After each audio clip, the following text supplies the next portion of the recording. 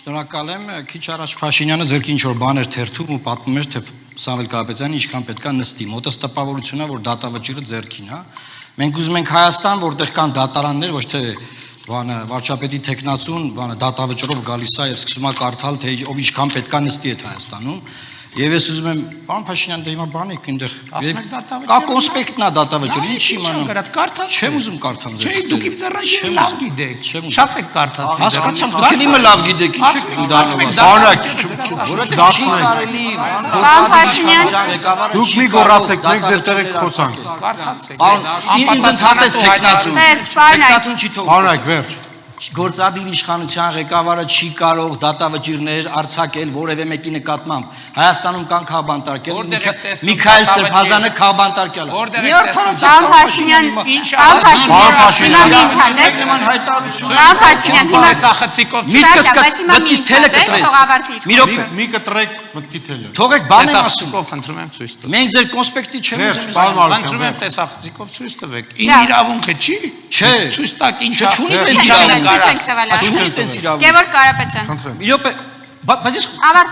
մնացածներ են ուզում խոսել։ Պետոս իմ րոպեն 3 րոպե ավելացրեք։ Ես ուզում եմ ասել, որ Հայաստանում ոչ ոք չպետք է ունենա բացարձակ իշխանություն։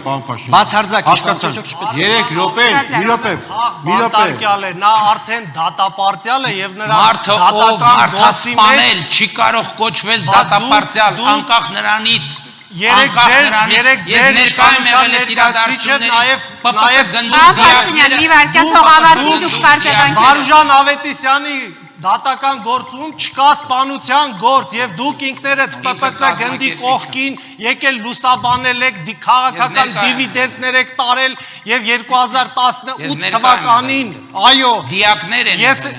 Վարուժան Ավետիսյանը ընդհանրապես Պարոն Բաղդասարյան, դուք ձեռք եք բարձրացրել։ դա այն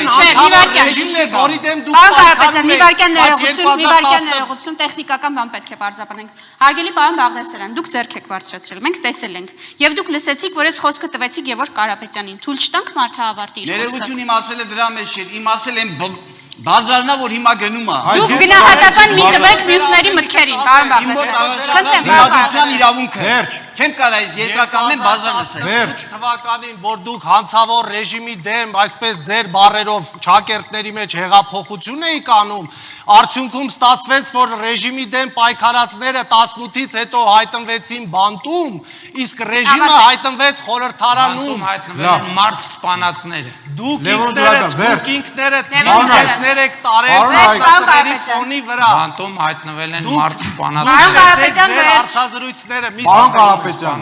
մենք անդադ պարոն Կարապետյան չենք գոռելու։ Պարզապես ձայնը կանջատենք։ Խնդրեմ։ Վերջական անգամ Նիկոլ Փաշինյանը պատրեց իր դիմակը առաջ գալով այս մի մարդ, որը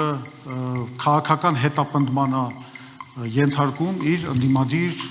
ընդդիմախոսների։ Այդ նույն պահվածքը, նույն ոճը ինքը ցուցաբերեց, երբ որ փողոցում հարձակվեց Օսիպյանի վրա, հայտնի այդ դեպքը, երբ որ մարդը խոսում էր ընդամենը 2019 թվականի այդ պլանի մասին եւ Նիկոլ Փաշինյանի կողմից դրա հանցավոր մերժման մասին, եւ դա առիթ դարձավ նրա համար, որ Նիկոլ Փաշինյանը խուլիգանական հարձակում կատարի այդ մարդու վրա,